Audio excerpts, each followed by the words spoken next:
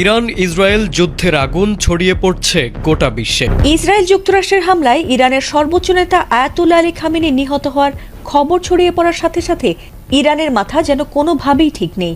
নিজেদের পরাজয় হবে এমন ভয়ের কোনো ছাপই নেই ইরানি যোদ্ধাদের। এই দৃশ্য এখন ইসরায়েলের প্রতিটি কোণে। সেখানকার মানুষজন ছুটছে প্রাণ ভয়ে, এক মুহূর্ত যেন স্বস্তিতে ঘরে থাকার সুযোগ নেই। তার মানে ইরান এখন পর্যন্ত যে অবস্থান নিয়েছে তাতে মার্কিন যুক্তরাষ্ট্রের তরফে বা ইসরায়েলের তরফে হামলা বন্ধ না হলে তারা হামলা বন্ধ করবে না। যদিও প্রেসিডেন্ট ট্রাম্প বলছেন ইরান নাকি তার সঙ্গে কথা বলতে চাইছে এবং তিনি বলে দিয়েছেন যে এখন দেরি হয়ে গেছে, তিনি আর কথা বলতে রাজি নন। কিন্তু শনিবারেই ইরানের তরফে, ইরানের প্রেসিডেন্টের তরফে পরিষ্কারভাবে জানিয়ে দেওয়া হয়েছিল ইরান মার্কিন যুক্তরাষ্ট্রের সঙ্গে কোনো পর্যায়ে কোনো রকম আলাপ আলোচনা করতে রাজি নয়। প্রেসিডেন্ট ট্রাম্প শনিবারে যখন ইরানের সর্বোচ্চ ধর্মীয় নেতা আয়াতুল্লাহ আলী খামেনিকে হত্যার জন্য অভিযান পরিচালনার নির্দেশ দিয়েছিলেন বা মার্কিন যুক্তরাষ্ট্র এবং ইসরায়েল মিলে যখন সেই অভিযানটি পরিচালনা করেছিল, তখন প্রেসিডেন্ট ট্রাম্পের ধারণা ছিল যে সর্বোচ্চ ধর্মীয় নেতার মৃত্যুর মাধ্যমে ইরানের পুরো শাসন ব্যবস্থা এক রকমের হুড়মুড় করে ভেঙে পড়বে।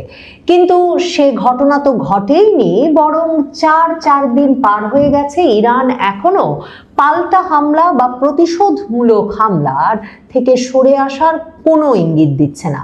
মার্কিন যুক্তরাষ্ট্রের ভেতরে এই নিয়ে একটা বড় ধরনের আলোচনা শুরু হয়েছে যে এই যুদ্ধের তাহলে শেষ কোথায়।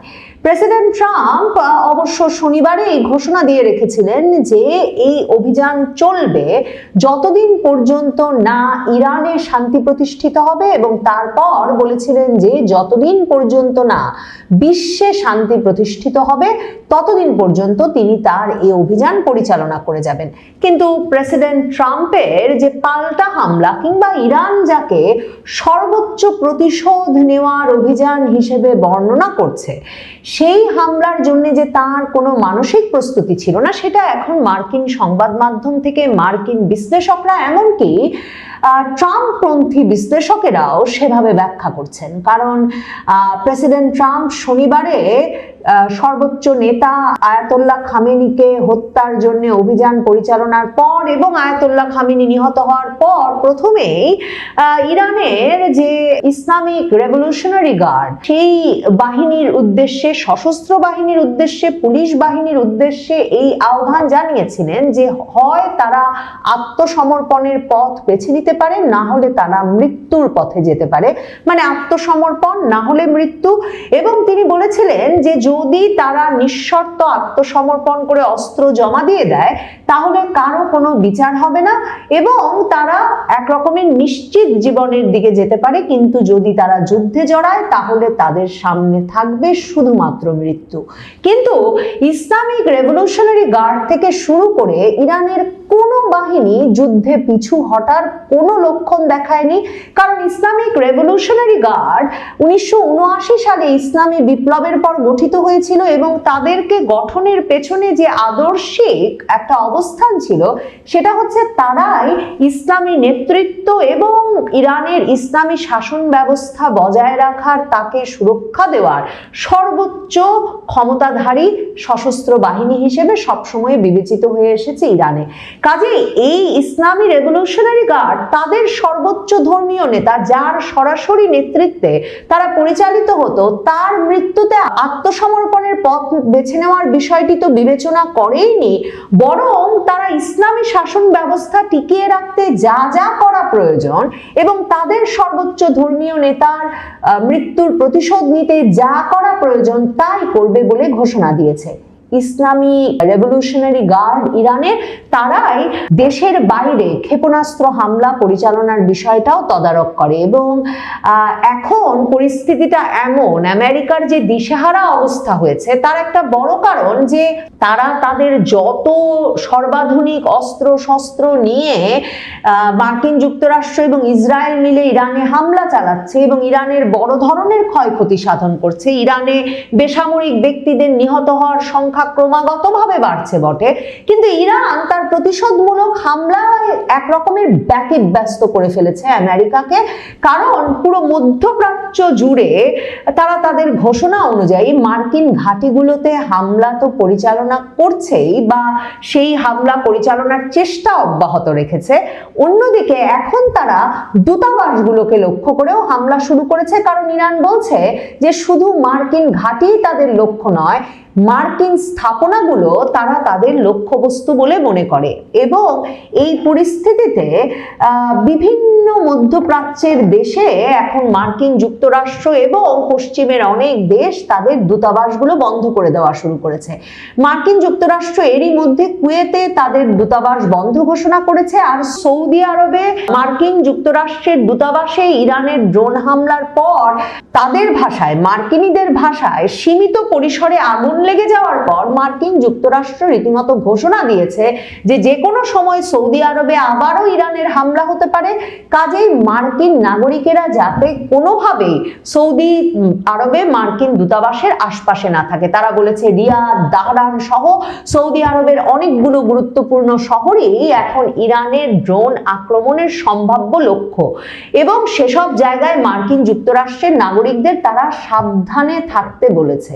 অন্যদিকে দেখেন, এই যে মার্কিন যুক্তরাষ্ট্র যে হামলা শুরু করেছে এবং যে হামলার মাধ্যমে হঠাৎ করে বিশ্বকে, বিশেষ করে পুরো মধ্যপ্রাচ্যকে একটা ভয়াবহ নিরাপত্তাহীনতার দিকে নিয়ে গেছে, এবং এর ফলে ধরুন বাংলাদেশের মতো দেশের যেসব প্রবাসী শ্রমিকেরা আমাদের সারা মধ্যপ্রাচ্য জুড়ে কাজ করেন, তাদের জীবনকে হুমকির মুখে ফেলেছে। শুধু তাই নয়, এখন মার্কিন দূতাবাস তার নিজের নাগরিকদের নিরাপত্তা নিয়েই ভীষণ চিন্তিত হয়ে পড়েছে, এবং মধ্যপ্রাচ্যের দেশে দেশে তারা নির্দেশনা দিচ্ছে যে মার্কিন নাগরিকেরা যাতে নিরাপদ জায়গায় থাকার চেষ্টা করেন, এবং অন্যদিকে তারা যাতে যে কোনোভাবে বাণিজ্যিক পরিবহন ব্যবহার করে মার্কিন যুক্তরাষ্ট্রে ফিরে যাওয়ার চেষ্টা করেন। কিছু কিছু চার্টার পরিবহনেরও তারা ব্যবস্থা করছে বটে, কিন্তু তা দিয়ে সারা মধ্যপ্রাচ্য জুড়ে থাকা মার্কিনী নাগরিকদের সকলকে তারা দেশে ফিরিয়ে নিতে পারবে সেই সম্ভাবনা ক্ষীণ। সৌদি আরবের রাষ্ট্রায়ত্ত তেল কোম্পানি আরামকোতে ইরান হামলা করেছে, এ খবর বেরিয়ে এসেছিল সোমবারে, কিন্তু ইরানের বার্তা সংস্থা তাসনিম নিউজ এজেন্সি জানাচ্ছে, ইরান বলছে যে তারা সৌদি আরবের রাষ্ট্রায়ত্ত তেল কোম্পানি আরামকোতে হামলা করেনি, কারণ তারা এখন পর্যন্ত শুধুমাত্র মার্কিন ঘাঁটি এবং মার্কিন স্থাপনায় হামলা করছে। কাজেই তাদের ক্ষেপণাস্ত্র হামলার যে তালিকা, তার কোনো অংশে এখন পর্যন্ত আরামকো তেল কোম্পানি লক্ষ্যবস্তু হিসাবে তালিকাবদ্ধ ছিল না। ইরান বলছে বরং ইসরায়েল একটা ফলস ফ্ল্যাগ রেইজ করে তাদের একটা কৌশলগত সুবিধার জন্যে, যাতে সারা বিশ্ব আরো বেশি নিন্দাবাদে মুখর হয়ে ওঠে ইরানের বিরুদ্ধে, যে ইরান অন্য দেশের বেসামরিক স্থাপনার উপর হামলা করছে, এমন অভিযোগে ইরানকে অভিযুক্ত করতে ইসরায়েল সৌদি আরবের রাষ্ট্রায়ত্ত তেল কোম্পানি আরামকোর উপর হামলা করেছে।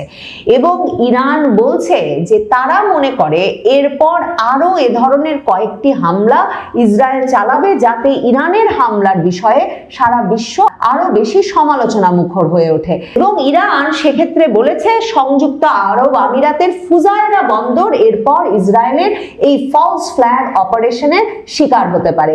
ইসরায়েলের তেল আবিবের পাশের একটা শহরে আবার ইরানের ড্রোন গিয়ে আঘাত এনেছে, এবং সারা বিশ্বের প্রতিরক্ষা বিশেষজ্ঞরা বলছেন যে ইরান থেকে ক্ষেপণাস্ত্র হামলা চালিয়ে, মানে এই মাঝখানের সবগুলো দেশের এবং মার্কিন যুক্তরাষ্ট্রের এবং ইসরায়েলের এই ড্রোন প্রতিরোধী যে ব্যবস্থা, ক্ষেপণাস্ত্র বিধ্বংসী যে ব্যবস্থা, সেসব ঠেকাতে ঠেকাতে গিয়ে যে ইসরায়েল পর্যন্ত ইরানের ড্রোন হামলা করতে পারছে, সেটা ইরানের যে ব্যাপক সামরিক দক্ষতা তারই উদাহরণ।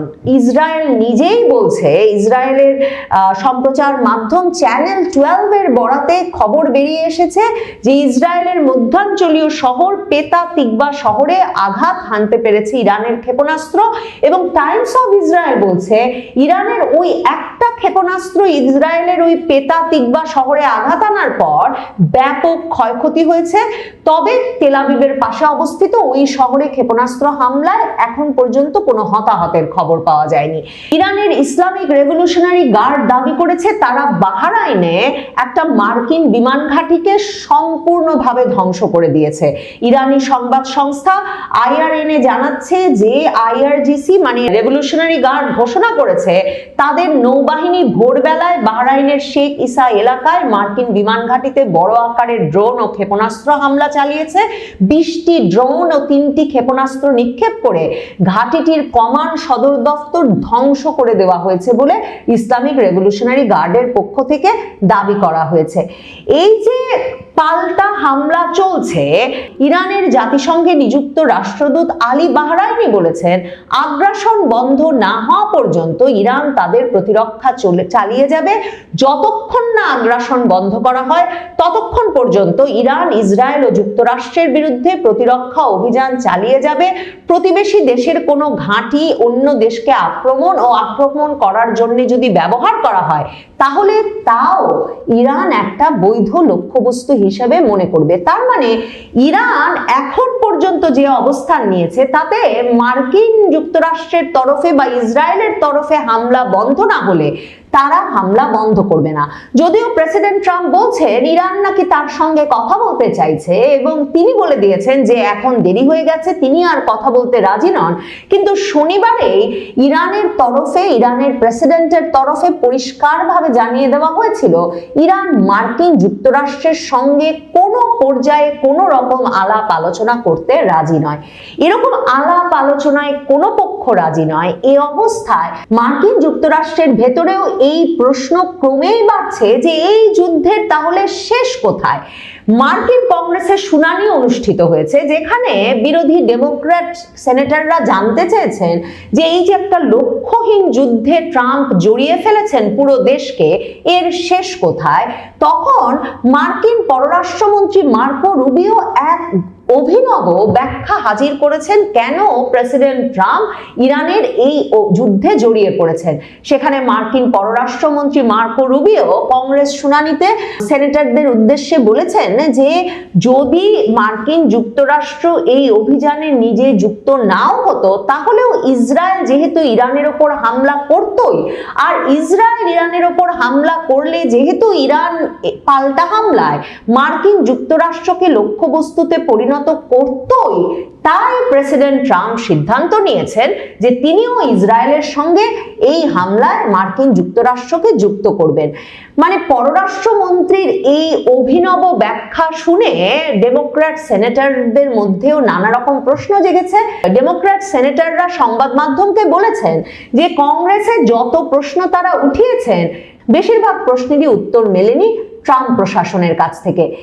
প্রেসিডেন্ট ট্রাম্প শনিবার এই যুদ্ধ শুরু করার পর ব্রিটিশ পত্রিকা ডেইলি মেইলকে দেওয়া এক সাক্ষাৎকারে প্রথম বলেছিলেন যে ইরান যদি দ্রুত হাল ছেড়ে না দেয় তাহলে এই যুদ্ধ খুব বেশি হলে 4 সপ্তাহ স্থায়ী হতে পারে। কিন্তু এখন যখন মার্কিন প্রতিরক্ষা মন্ত্রী পিট হেগসেথকে জিজ্ঞেস করা হয়েছিল যে যুদ্ধ যেদিকে মোড় নিচ্ছে সেটা কি একটা লম্বা যুদ্ধে পরিণত হবে কিনা, তখন মার্কিন প্রতিরক্ষা মন্ত্রী পিট হেগসেথ সংবাদ মাধ্যমের সামনে বলেছেন যে এই যুদ্ধ 6 সপ্তাহ সময় পর্যন্ত চলতে পারে এবং প্রয়োজনে হয়তো স্থল সৈন্য পাঠাতে হতে পারে মার্কিন যুক্তরাষ্ট্রের তরফে ইরানে। কারণ ইরানের শাসন ব্যবস্থা পরিবর্তনের যেই লক্ষ্য নিয়ে প্রেসিডেন্ট ট্রাম্প ওই যুদ্ধ পরিচালনা করেছিলেন, মার্কিন যুক্তরাষ্ট্রের অনেক পর্যবেক্ষক বিশ্লেষকই বলছেন যে এই যে বিমান হামলা করে শাসন ব্যবস্থার পরিবর্তন ঘটিয়ে ফেলা যায়, এই ধারণাটার মধ্যেই প্রেসিডেন্ট ট্রাম্পের গলদ ছিল। এই সব মিলিয়ে মার্কিন প্রশাসন শুধু নিজে দিশেহারা হয়ে পড়েনি ইরানে হামলা চালিয়ে, বরং ইরানের পাল্টা হামলার জেরে এখন মধ্যপ্রাচ্য সহ পুরো মার্কিন যুক্তরাষ্ট্রের সকল মিত্র দেশই দিশেহারা পরিস্থিতিতে পড়েছে।